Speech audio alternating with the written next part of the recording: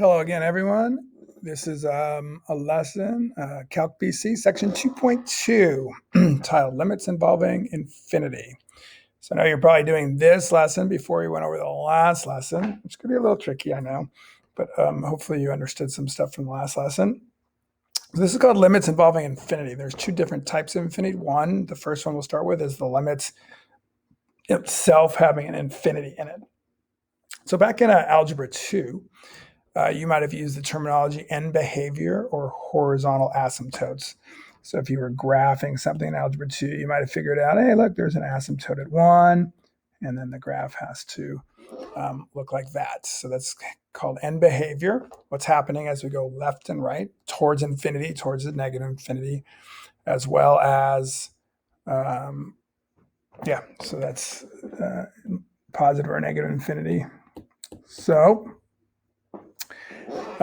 you're going to hear the term determine end behavior, find horizontal asymptotes. They mean the same thing. Or just find limit as x approaches infinity and limit as x approaches negative. All three things are asking the exact same thing. So the most common one that you did in Algebra 2 looked like this. You might remember these. It's kind of my favorite chapter in Algebra 2 honors, actually. Hopefully you guys liked it too, where you took these polynomials and you graphed them. They wind up having like multiple asymptotes, horizontal asymptotes. I don't know. I'll just draw a quick fun picture for you. You know, I don't know if you remember these, or vertical asymptote, horizontal asymptote. Maybe the graph looked like this and like this and like this or something like that. You did a lot of those. So we're not going to delve too much into that, but we are going to just ignore that one. Sorry about that. We'll cover this one up again. Go back purple here. All right. So polynomial over polynomial, rational function. These are the ones you graphed in Algebra 2. It's very easy to figure out the limits of these. We call them the highest power rule. So we call them in Algebra 2 honors. I'm not sure you call them that in Algebra 2 honors, depending on your teacher probably, or even last year. It's very simple. And I'm just going to kind of go through them with not a ton of explanation because I think you should probably remember these things. But notice, as written polynomial over polynomial, the higher power is in the bottom of x. So 3 is the highest power of x. So in this case, it's equal to 0. So I'm going to list these over here. Higher power in denominator. The limit's equal to 0 always. Basically, y is the number in the bottom is getting way, way bigger than the number in the top. Bigger, bigger, bigger, bigger, bigger. Even though as we go to infinity, x squared is a big number, but it's not nearly as big as x cubed. So think about a billion squared versus a billion cubed, a lot more zeros. So all the power in essence on the bottom, so it's equal to 0. If I switch these and made the higher power on the, made the higher power, try that again, on the top, like 3x to the fourth, if it's in the numerator, now all the power's in the top, the power of the top, the number in the top is a lot bigger than the number in the bottom. It's either positive or negative infinity. It just depends on whether you're going to positive. If there's a negative sign in front of there, it'd be negative infinity. You just have to evaluate that. And then if they're the same, so we go back to this one, if they're the same, so we'll make a 3 on that, whoops. If they're the same, then it's the coefficients. So for this problem, it's 3/4. It's like having 3 million over 4 million. The minus 2x plus 1, the plus 2x squared, they don't mean anything. They don't affect the problem at all. So that's called the higher power rule. If you get a problem where you can use the higher power rule, just use it. You don't have to, there's no work to show, nothing. It's either 0, infinity, or the coefficients. Polynomial over polynomial. So sometimes you're not polynomials out, so we have to do some evaluating. So I'm just going to kind of walk you through a couple examples here. Whoops. Try that again. So like this one, there's a couple ways to treat this. You could break this up into 2, 5x over x, sine x over x. This is a higher power rule. You could also just reduce xx, you get 5, but it's also a higher power rule. The power is the same, so the coefficients, which is 5. This is a little tricky. A lot of people want to say this is equal to 0. Equal to 1 based on the theorem I gave you yesterday. But that theorem I gave you yesterday was limit as x approaches 0, not limit as x approaches infinity. So here's the idea here, that x is getting big and big and big and big and big as we approach infinity, but sine x is always small. It's like between -1 and 1 always. So that's a small number, that's a big number, so that's going to be 0. So the answer to this would be 5. So sometimes you have to evaluate. The higher power rule only works for only for coefficients. Okay, others you just kind of have to evaluate and go through. There's another one. This one I just did actually, so I'm going to skip that one. Sine x over x. Again, people think that's 1 based on what we did yesterday, but you remember that limit was 0 yesterday. So this is equal to 0 because all the power is in the bottom. All right, so that's kind of the idea of the limit having infinity in it. But there's another type of infinity that we see a lot of in math, and these are called vertical asymptotes. I'm going to bounce back and forth between the screens here. So think about if I had a vertical asymptote here, and I had a problem that looked like this. We'll call this 3.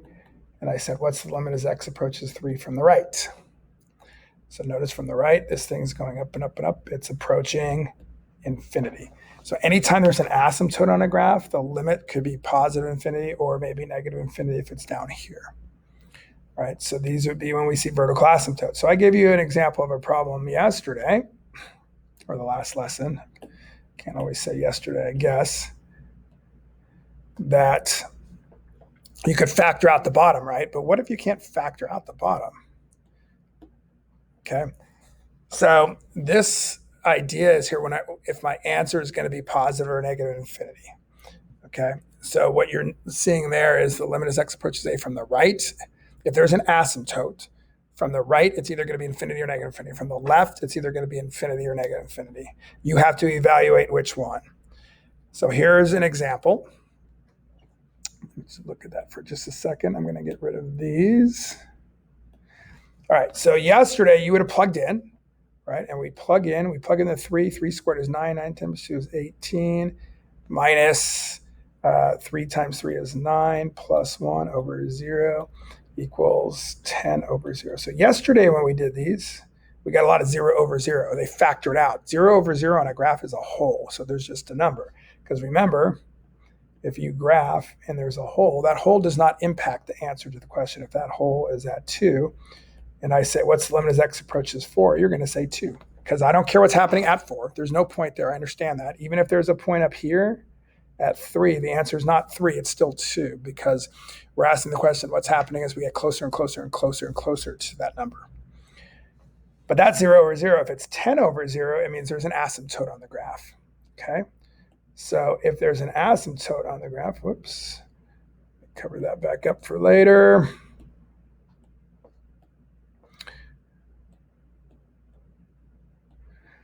So if there's an asymptote on the graph, like this problem, I'm going to rewrite it down here so we can see it. Limit as x approaches 3 of 2x squared minus, because nothing cancels out, you can't do any canceling. You could factor that top. You're going to see it doesn't factor out. But there's an asymptote at 3. So now what I have to do, every time you get a question like this, every time where there's a vertical asymptote, you must break it up and show me your work. So you got to tell me what happens as we're going from the right and what happens as we're going from the left. So the easiest way to do this is just to plot a quick point. And you don't really care what that number is. You just care whether it's positive or negative. So in essence, if I just plug in 4, let's say, 4 squared is 16. 16 times 2 is 32. That's going to be a positive number, which means it's up here. I just like to draw a little quick picture like that.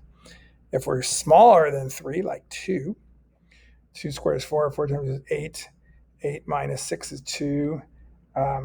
Plus 1. So that's positive on the top. But notice on the bottom, 2 minus 3 is negative. So it's negative. So it's down here. So the answer to this question would be the limit as x approaches 3 from the right is positive infinity. From the left, it's negative infinity, which means the answer to this, remember yesterday, the one-sided limits, in order for there to be an answer to the question, they must be the same.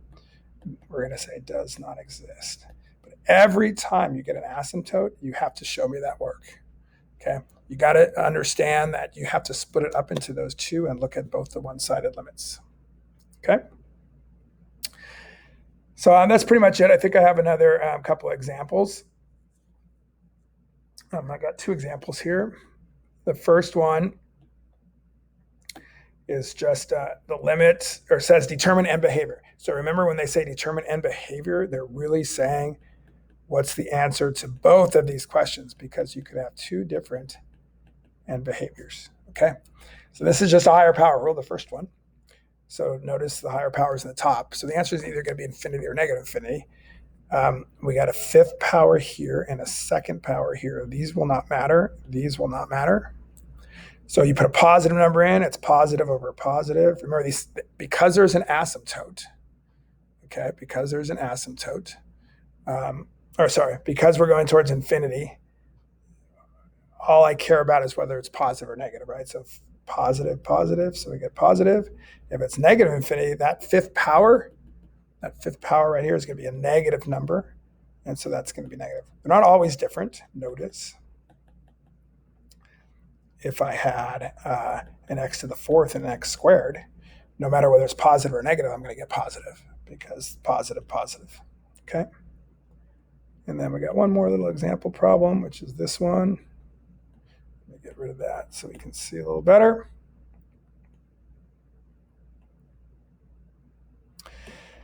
All right, so again, end behavior means ask these questions. So it's two different. So whenever you see in the book, determine end behavior, just answer these two limit questions. Whoops, positive infinity and negative infinity. Positive infinity, this gets bigger and bigger and bigger and bigger. This is really 1 over e to the x, yeah? So when x gets bigger and bigger and bigger and bigger, the denominator is getting bigger and bigger and bigger. 1 over a bigger number is 0. So you get, in essence, infinity from that first one plus 0, so that's going to give you an infinity. So that's infinity because it's getting bigger and bigger and bigger, but that's 0. So it's like infinity plus 0. So I know sometimes I point and you can't see this very well. Let me try this again. Let me erase this for the next one. All righty. And now x goes to negative infinity. That first one's going to be negative infinity. And now 1 over e to the x, but if x is a negative infinity, so it's getting bigger and bigger and negative, it's actually kind of in some ways going right back up there, or it makes that positive, right? So it's getting bigger and bigger and bigger, so you get infinity. So now we got a little problem. We got negative infinity plus infinity. A lot of people want to say negative infinity plus infinity is equal to 0. Yeah, they're the same. Not always true. Not always true. All right. So we're going to study this a lot more in depth later. Right now, all you want to do is just say, well, okay, look. This is negative infinity. This is positive infinity. Which one of those infinities is bigger? If they're roughly the same, the answer is going to be 0. But if one of those infinities is much bigger than the other, and you have infinity minus infinity or negative infinity plus infinity, then whichever one has the power is going to take over the answer. So I believe that that one's a lot bigger, right? E to the infinity is a much bigger number than infinity. So this answer is actually, I'm going to come down here and just change that to infinity. Okay. So you won't get too many of those, and we'll study those. These are called indeterminate forms. 0 over 0, infinity minus infinity. These are called indeterminates. They could have any answer. Notice the 0 over 0 is like the hole in the graph. We can have any answer on that, whatever it is when you plug it in. So we'll talk more about those as we go on to later. So that's it for section 2.2. Let me know if you have any questions.